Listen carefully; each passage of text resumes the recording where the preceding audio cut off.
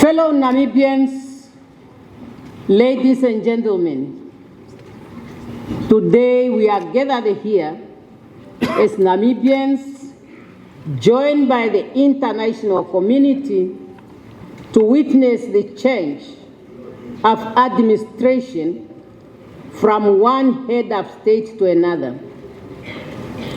Changing of administration has become an entrenchment, political and historical phenomenon in the Namibian culture and tradition since independence in 1990. I therefore stand before you today with profound gratitude and a deep sense of responsibility towards the people of Namibia who placed their trust and confidence in me by electing me as the 5th President of the Republic of Namibia to lead this great nation for the next 5 years.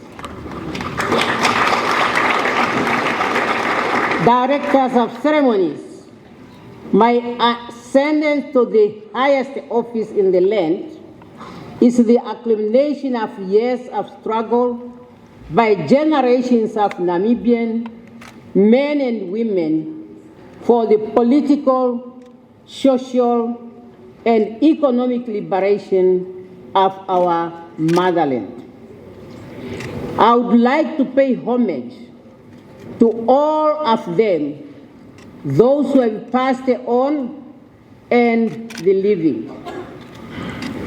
Today's event is taking place 20 days after we laid to rest His Excellency, Comrade Dr. Sam Safishuna Nujoma, Namibia's founding president, father of the Namibian nation, and the leader of our revolution. May his soul rest in perfect peace, as he is one of those we are paying homage today. Let me also take this opportunity to acknowledge the crucial role that the international community has played in our struggle for national independence. Your solidarity, material, and moral support has carried us to the logical conclusion of our struggle, namely the attainment of our independence. It is gratifying to see that so many representatives of friendly countries, organizations, and individuals, friends of Namibia, have come to celebrate with us our 35th anniversary of our independence and to witness my inauguration. Your presence here today is highly appreciated. It's a source of inspiration and a moral booster to me and Namibians at large. And I want to assure you that our policies on strengthening cooperation with the international communities, with your own countries, and your organization would continue to be strengthened. Director of ceremonies, my inauguration today is taking place against the backdrop of solid foundation that was laid by my predecessors. Our founding president, Dr. Sam Nujoma, who led the liberation struggle and laid a solid foundation for peace, political stability, democracy, social and economic development. In his acceptance speech as first president, of an independent Namibia, Comrade Sam Safishuna Nujoma, had this to say, and I quote, "I move in the name of our people to declare that Namibia is forever free, sovereign, and independent." End of quote. Successfully, President Dr. Hifikepunye Pohamba and Dr. Hage Godfrey Geingob and Nangolo Mbumba built on that foundation, and each and every one of them made a distinctive contribution to nation building, among others, strengthening our democratic institutions, capacities, consolidating national unity, social and economic development. Accordingly, in assuming the presidency on the 21st of March 2005, President Dr. Hifikepunye Pohamba had this to say, and I quote, "A new dawn has set on our beautiful country. From this day onward, our country will continue to move towards the future as a united, democratic, and prosperous nation." End of quote. While President Dr. Hage Geingob, in celebrating the 30th anniversary of our independence, said, and I quote, "It was on this day that we witnessed the hosting of the Namibian flag, symbolizing the birth of a sovereign nation, celebrating the gift of freedom and opportunity to pursue our common aspiration." And in addressing our 34th independence anniversary, President Nangolo Mbumba reminded us that, and I quote, "True independence is fundamental to the success and credibility of any nation. It is only through independence that people can obtain their dignity and full humanity." End of quote. With those profound statements of our leaders, the progress that we have made as a nation was a result of collective efforts. Individual members of our society responded to the call of our leaders, and each arm of the state, the executive, the legislature, and the judiciary, made significant contribution to the political, social, and economic development of our country. Similarly, the private sector, churches, traditional authorities, and other non-state actors have been also important constituency in nation building. I therefore pledge to continue to work with all these institutions and to make a success of our country. In other words, the legacy of our leaders has to continue.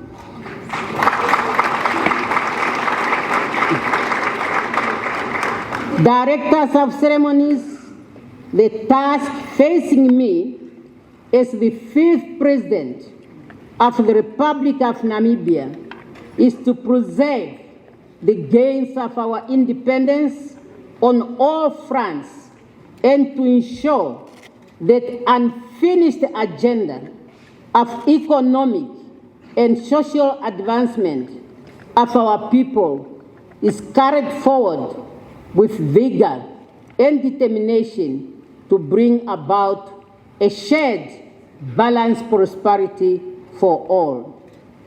The mandate that the electorate gave to the SWAPO party under my leadership is clearly articulated in the SWAPO Party Election Manifesto 2025 to 2030, the SWAPO Party Political Program, and the Constitution of the Republic of Namibia. Those will be my guiding instrument throughout my presidency, as I serve all people of Namibia, regardless of their political affiliation. Directors of ceremony, I have been an advocate for equality between men and women. I believe that it's not good for a society to underplay the role that one segment of the population can play in the social, political, and economic fiber of our society. The SWAPO Party Congress of 2002 took a bold decision to amend the SWAPO Party Constitution to provide for 50-50 representation in the leadership in all party structures.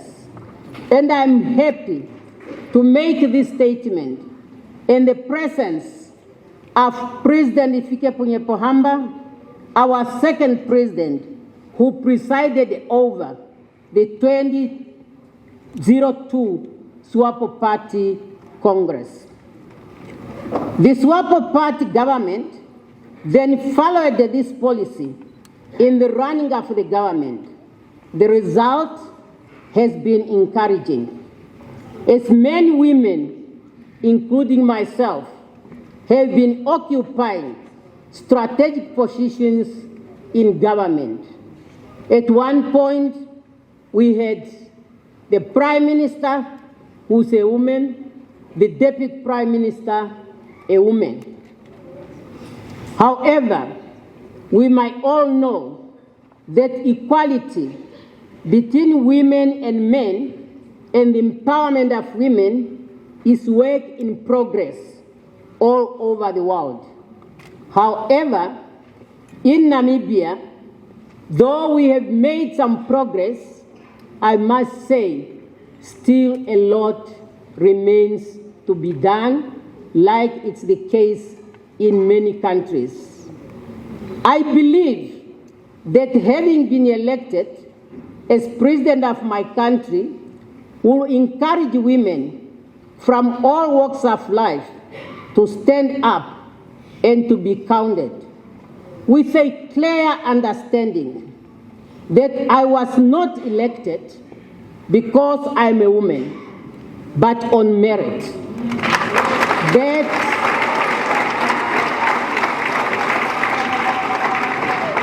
That is to say, as women, we should not ask to be elected to position of responsibility because we are women, but because we are capable members of our society to hold such positions.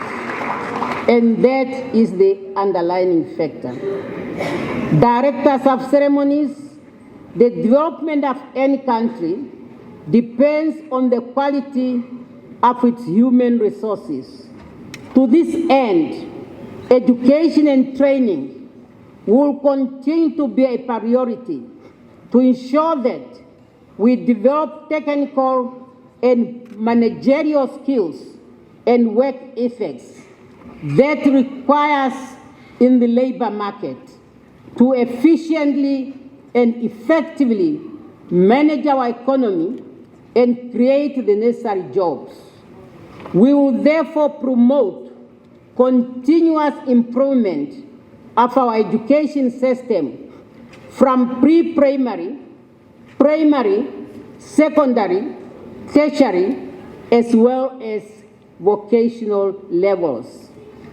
In addition, access to quality health care is a right that all Namibians should enjoy, irrespective of their economic and social status. We will ensure the implementation of the comprehensive universal health coverage to serve all Namibians in all the parts of our countries. Directors of ceremony, we will increase investment in the development of infrastructures to open investment opportunities, enhance economic productivity, promote economic growth, and improve the quality of life of our people. Our country has witnessed unprecedented process of urbanization over the past 35 years that put tremendous pressure on the urban infrastructures, sanitation, and housing. We will therefore upscale investment in urban land development and delivery to facilitate access to decent housing by the majority of our people. The investment in urban areas will be accompanied by investment in rural development with particular reference to agriculture to address the rural-urban migration. A green revolution is indeed visible in our country based on available land and water resources. We are going to increase investment in the agricultural sector to increase output and meet domestic food requirements. Agriculture, as our founding president taught us, people who cannot feed themselves, they will never be respected.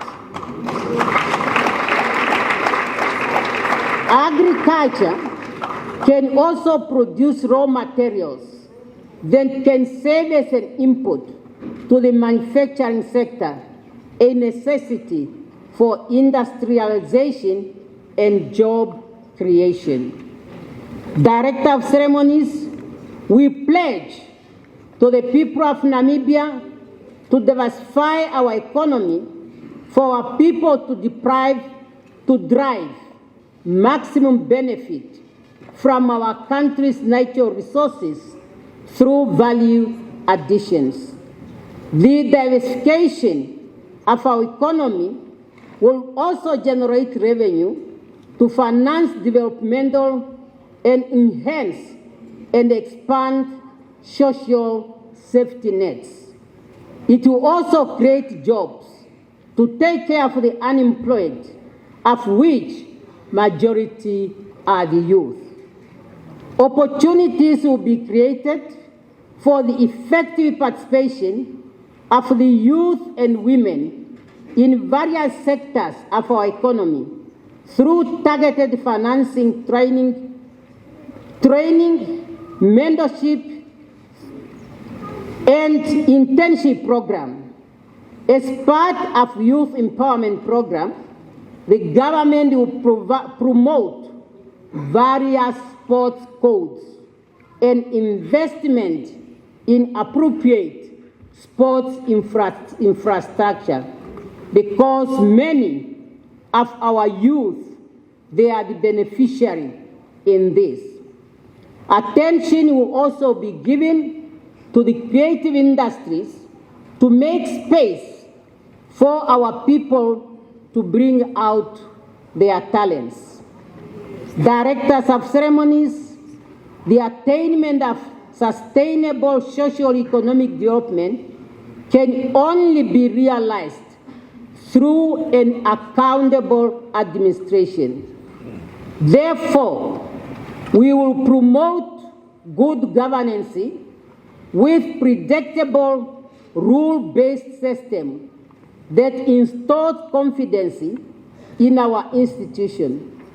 Public servants are required to maintain at all times high ethical standards. They should provide the best possible service to the population timelessly without favoritism. Corruption in all its manifestation should be avoided at all costs.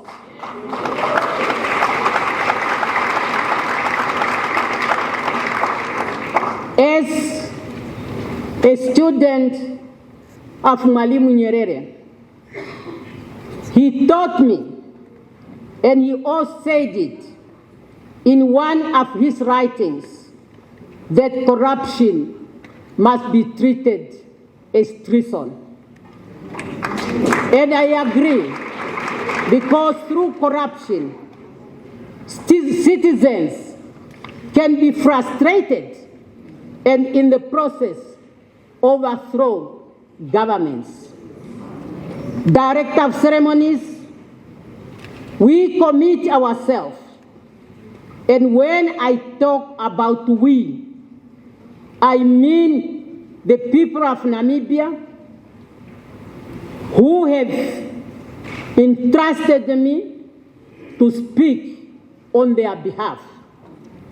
We commit ourselves to deepen regional integration through the Southern Africa Development Community, SADC, as a building block for Africa's continental integration through the African Union, with particular reference to the African Continental Free Trade Area, an instrument that can only enable this continent truly to build the Africa we want. Failure to do that instrument will remain in paper, while African citizens will continue to live in absolute poverty. And who of my generation would want to hand over a continent in that situation to the coming generation? It's now up to us as African leaders to make sure that the trust and the confidence the citizens of our continent has placed on us is not betrayed. In Namibia, we will continue to contribute to the international efforts to address global challenges facing humanity today, such as environmental degradation and climate change. We are in this room today. We expect to be at the stadium because the past years we were so relaxed when it comes to the rain pattern. Particularly in Namibia, we knew that traditionally March is the heaviest rain season. But 35 of Namibia's independence, we never had the rain to the extent we have it this year. This is an impact of climate change. We believe in the peaceful resolution of conflicts, internally and internationally. And our policy to support the right of the people of Palestine and Western Sahara to self-determination will continue to be strengthened.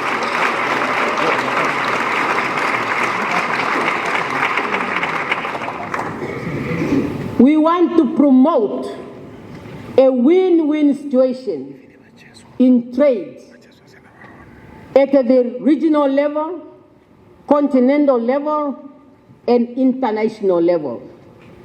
Accordingly, we then will continue to demand for the lifting of sanctions against Cuba, Venezuela, and Zimbabwe in order to allow the trade to move from these countries to other parts of the world.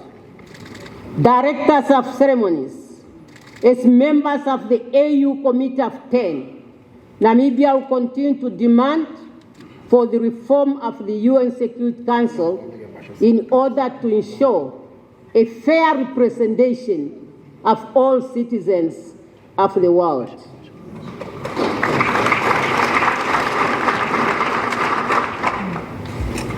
As I conclude, I am optimistic that as a nation, we can make a success of our country. We must work together as united people with one heart and one mind. Our founding president taught us, and I repeat, or I quote, "A people united, striving to achieve a common goal for all members of society will always emerge victorious."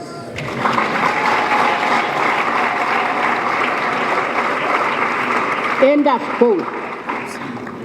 Fellow Namibians, we all need to put our hands on the plow.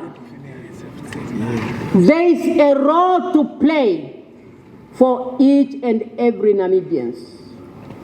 And we have enough resources to be shared by all Namibians. I implore every citizen, regardless of your background or political affiliation, to join me on this journey of continuous nation building. Let us move in unison under the banner of one Namibia, one nation, to build a prosperous future for ourselves, our children, and our generations to come. I want to thank sincerely our fourth president, Comrade Nangolo Mbumba. He led us during a very, very difficult time. But he has been very calm, and all of us, we were really comforted. And we were able to continue with our national responsibilities. He organized all the programs to send off our departed president in a very dignified manner. As God always prepared, he even made preparations that made it convenient that when our founding president departed, he was able to be paid farewell to all Namibians when the body was taken to all 14 regions of Namibia. It was an action highly appreciated by our people, in particular the young ones. They are all now have made history, that when they grow and the history of Namibia, they will read it, they will say, I was along the road when we were bidding farewell to our founding president. Again, during that process, our men and women in uniform have really done proud to our nation in the manner in which they manage the whole process. It is this leadership that I will emulate. Ma'am Sister, you have been always there, besides our president. You have really given the support which we highly appreciated. For me now, as the fifth President of the Republic of Namibia, I am committed, I am determined, and I believe that together with all Namibians, we can make Namibia the best place for one to live in. Long live the Republic of Namibia, long live the people of Namibia, long live the friendship between Namibia and the people of the world. Thank you for coming, and thank you for your attention.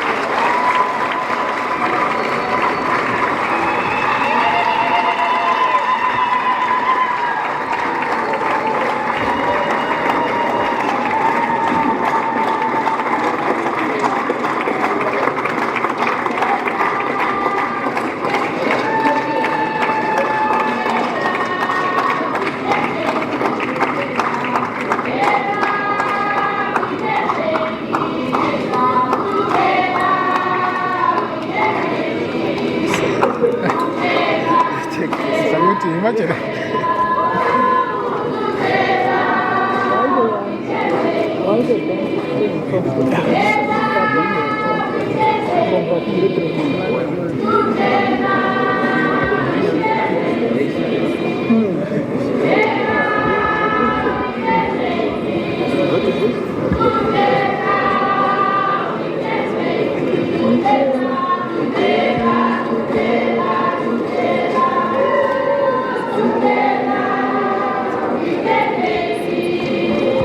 Thank you.